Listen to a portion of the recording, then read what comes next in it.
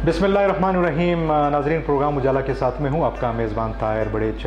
नाजरीन, आज इंशाल्लाह हम बात करेंगे जिल्द की मुख्तलिफ़ बीमारियों के हवाले से, ख़ास तौर पर चेहरे पर दाने, एक्नी, मलाज़मा, चेहरे पर जो कील मुहासे हैं उस पर भी इंशाल्लाह गुफ्तगू करेंगे। और इसके अलावा बालों का गिरना और PRP क्या है और PRP की ज़रूरत कब आती है और किस लिए PRP की जाती है, और कम उम्री में गंजापन, वक्त से पहले गंजा होना, चेहरे के मोल्स जो काले काले तिल है उसका इलाज किस तरह मुमकिन है, और इसके अलावा चेहरे के जो व्रिंकल्स है, जो झुर्रियाँ जिसे हम कहते हैं उर्दू में, इसकी क्या वजूहत है और फिर इसकी ट्रीटमेंट किस तरह की जाती है, और मुख्तलिफ़ जदीद लेज़र वो जिल्द की किन किन बीमारियों में यूज़ होते हैं। तो इन तमाम सवालों के जवाब हमारे आज के यंग एंड टैलेंटेड डॉक्टर साहब हमारे साथ मौजूद है।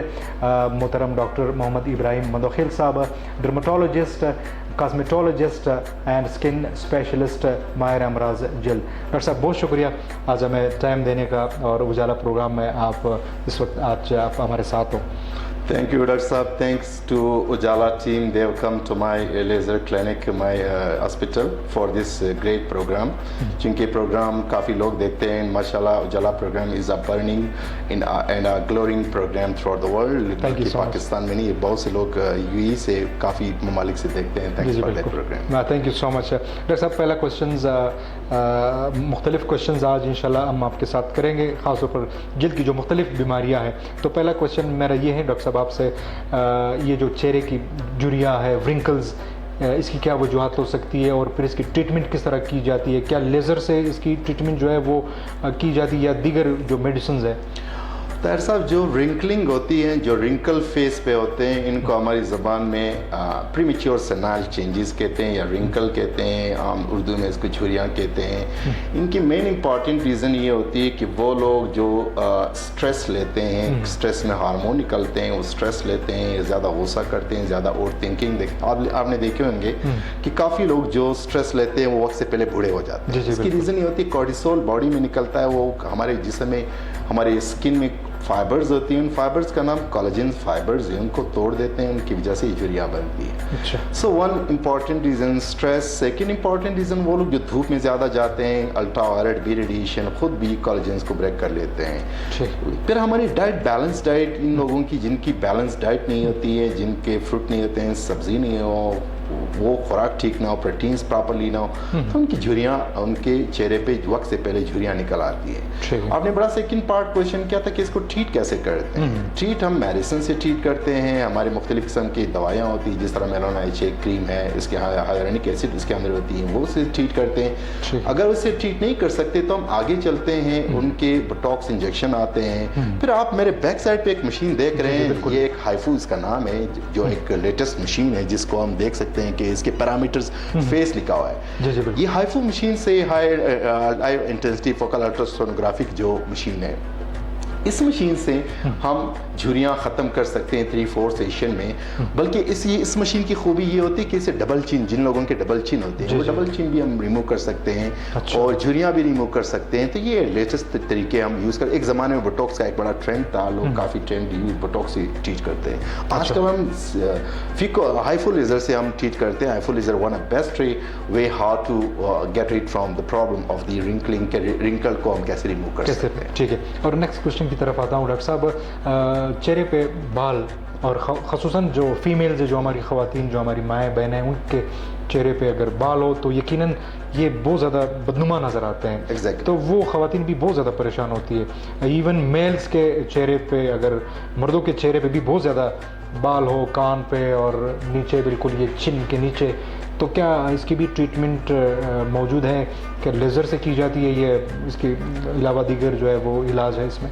डॉक्टर ताहिर साहब, एग्जैक्टली इसको हिरसिटिज़म कहते हैं हमारी ज़बान में, कि चेहरे पे बाल हो, ख़ासकर ख़वातीन को, तो हम उसको लेज़र से रिमूव कर सकते हैं। उसका 1-2 अल्ट्रासाउंड टेस्ट करवाते हैं, उसके बाद हम लेज़र से रिमूव करते हैं। और लेज़र से हम, हमारे पास लेटेस्ट लेज़र्स हैं, जिन लेज़र से हम ये रिमूव कर सकते हैं। 5-6 सेशंस करते हैं। जर्मन डायड लेज़र हैं दुनिया की आजकल, इसको कहते हैं ट्रिपलेट लेज़र।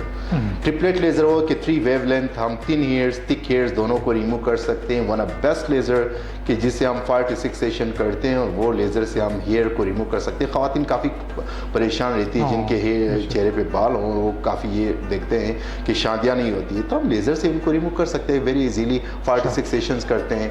और हार्मोनल चेंजेस समटाइम हार्मोन की वजह से बैलेंस होती है तो हम मेडिसिन भी साथ लिखते हैं और लेज़र भी करते हैं, तो लेज़र से काफ़ी हद तक कवर हो जाते हैं। ठीक है। और इसके अलावा सर चेहरे पे अगर तिल हो, मोल्स जिसे हम कहते हैं, इसकी क्या ट्रीटमेंट ये भी लेज़र से की जाती है? एग्जैक्टली साथ वाले इस रूम में हमारे पास एक और पिको लेज़र जो दुनिया की सबसे लेटेस्ट टेक्नोलॉजी है, पिको लेज़र से हम मोल को एक सेशन या 1 to 3 session depend on the mole size and depth, उसको हम देखते हैं। पिको लेज़र से हम टारगेट करते हैं उन मोल को और 1 to 3 सेशन से हम उसको रिमूव कर सकते हैं। And pico laser one latest technology.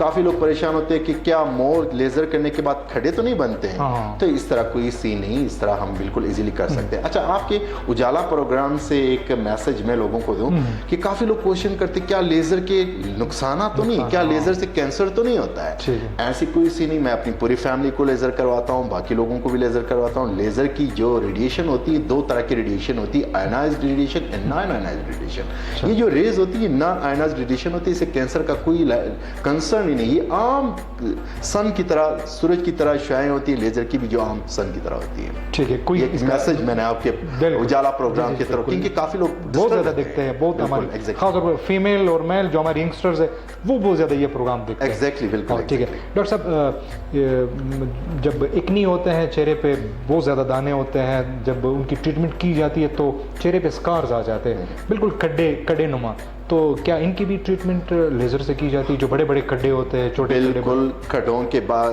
दानों के बाद खड्डे बनते हैं, जिनको पोस्ट एक्नी स्कार्स कहते हैं। हम CO2 RF जो एक लेटेस्ट मशीन है, CO2 RF लेज़र से हम करते हैं। CO2 RF में ये खूबी है कि वो CO2 फंक्शन भी करते हैं, RF में रेडियो फ्रिक्वेंसी वो भी वो यानी डेप्थ को भी देख करते हैं, अप भी करते हैं, डाउन भी करते हैं, तो हम दोनों तरीके से ट्रीट करते हैं। CO2 RF लेज़र से हम ट्रीट करते हैं। फिर इसके अलावा केमिकल पील यूज़ होती है जिसको कहते हैं ट्राइसाइक्लिक एसिटिक एसिड, उसको भी हम 1-2 सेशन ऐड करते हैं। तो CO2 RF जो सब पहले से एक ज़माने में CO2 यूज़ होता था, आजकल भी काफ़ी सेंटर्स में ओनली CO2 है।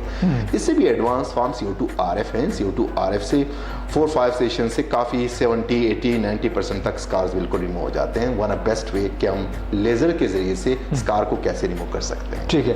और डॉक्टर साहब, नेक्स्ट क्वेश्चन मेरा ये है कि ख़ास तौर पर बहुत से लोग वो चाहते हैं कि वो खूबसूरत नज़र आए और उनके जो चेहरे होते हैं, जो स्किन होता है वो बिल्कुल सियानुमा होता है, क्या वो सफ़ेद हो सकता है, खूबसूरत हो सकता है? इसकी भी ट्रीटमेंट है?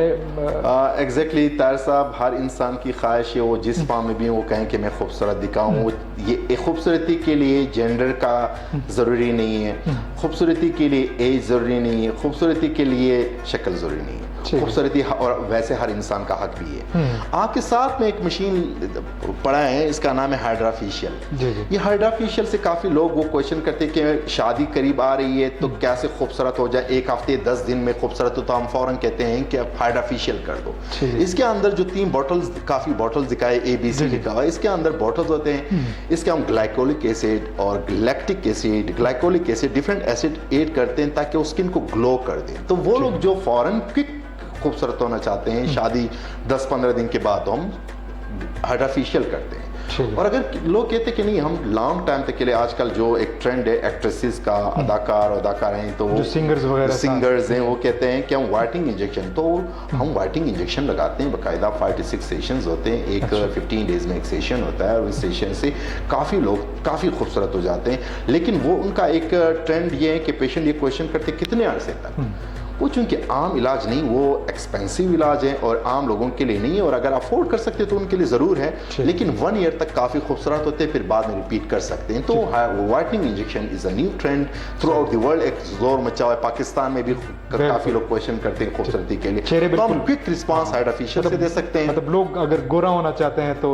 इस मशीन से बिल्कुल उनकी ट्रीटमेंट हो जाती है। एग्जैक्टली, मशीन से, वाइटनिंग इंजेक्शन से, मशीन से हम गोरा कर सकते हैं। That's very required. आपके सामने मैंने मशीन इसलिए लगाई है ताकि आप इनके प्रॉब, ये इनके सकिंगो हैं, इनके RF हैं, इनके RF के साथ कूलिंग है, ये सारे लिखे हुए हैं। तो ये हमने ये हाइड्राफेशियल आपके सामने मशीन इसे खूबसूरत क्विक, जो आज भी बल्कि 2-3 खवातीन आए थे कि हमारी शादी करीब है तो हम क्या करें, हम हाइड्राफेशियल करते हैं और उसको खूबसूरत करते हैं। बिल्कुल सर, आखिरी क्वेश्चन की तरफ आता हूँ। वक्त से पहले बालों का गिरना और इसकी क्या वजूहत हो सकती है, क्या इसकी ट्रीटमेंट भी की जाती है, PRP क्या होती है और एयर ट्रांसप्लांट की ज़रूरत कब पेश आती है? बड़ा अच्छा क्वेश्चन ताहिर साहब ने किया कि वक्त से पहले बाल क्यों गिरते हैं। वक्त से पहले बाल इसलिए आपने देखते हैं अक्सर डॉक्टर्स के बाल गिरे होते हैं, उसकी रीज़न ये होती है कि स्ट्रेस चाहे वो स्टडी का लें, स्ट्रेस चाहे ले वो बिजनेस का लें, स्ट्रेस चाहे वो लाइफ का लें, स्ट्रेस चाहे किसी भी चीज़ का लें, stress is very important factor जिससे बाल निकलते हैं, चाहे वो डॉक्टर्स के निकलते हैं, बाकी प्रोफेशनल के, सीए वालों के, या कोई भी किसी भी कम्पिटिटिव एग्जाम के, या बिजनेस वालों से, या फिर सोशल एक्टिविटीज जिनके स्ट्रॉन्ग हो, सोशल वर्कर्स हो, तो स्ट्रेस इज़ वेरी इंपॉर्टेंट। वो लोग जिनकी स्ट्रेस है, जो लोग ज़्यादा स्ट्रेस लेते हैं वो उनकी, या फिर डाइट बैलेंस डाइट ना हो, खुराक ठीक ना हो, ये दो इंपॉर्टेंट रीज़न है। इसके अलावा मल्टीपल रीजन है। फिर एक हार्मोन हमारी बॉडी में होता है, खासकर मेल में, उसका नाम है एंड्रोजन। एंड्रोजन खुद भी एक हार्मोन, मेल हार्मोन है, टेस्टोस्टेरोन टाइप की, उससे भी बाल निकलते हैं। अच्छा। अब हेयर को रोका क्या जा सकता है, मेडिसिन हम देते हैं। और साथ में आपने क्वेश्चन किया पीआरपी क्या है। PRP mean plated rich plasma.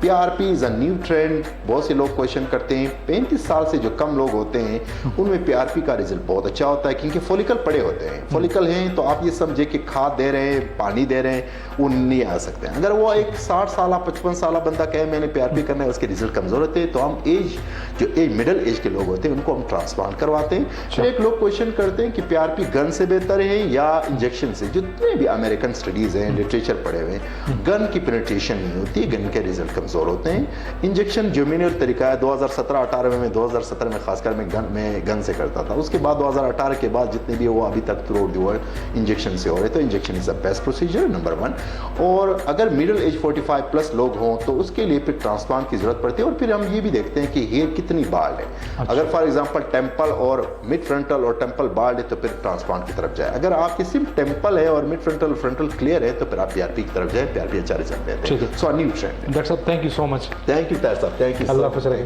बड़े मेहरबानी डॉक्टर साहब वक्त देने का, थैंक यू सो बहुत शुक्रिया। जी नाज़रीन, तो आज के प्रोग्राम में हमारे साथ मोहतरम डॉक्टर इब्राहिम मंदोखेल साहब, डर्माटोलॉजिस्ट, कॉस्मेटोलॉजिस्ट, स्किन स्पेशलिस्ट, जल्दी जो मुख्तलिफ बीमारियाँ थी वो आज हमने डिस्कस की।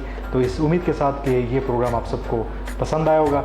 इंशाल्लाह फिर किसी और गेस्ट के साथ किसी और प्रोग्राम में दोबारा आपकी खिदमत में हाजिर होंगे। तब तक अपने मेज़बान ताहिर बड़ेच को प्रोग्राम उजाला से इजाज़त दीजिए। अल्लाह नेगेबान।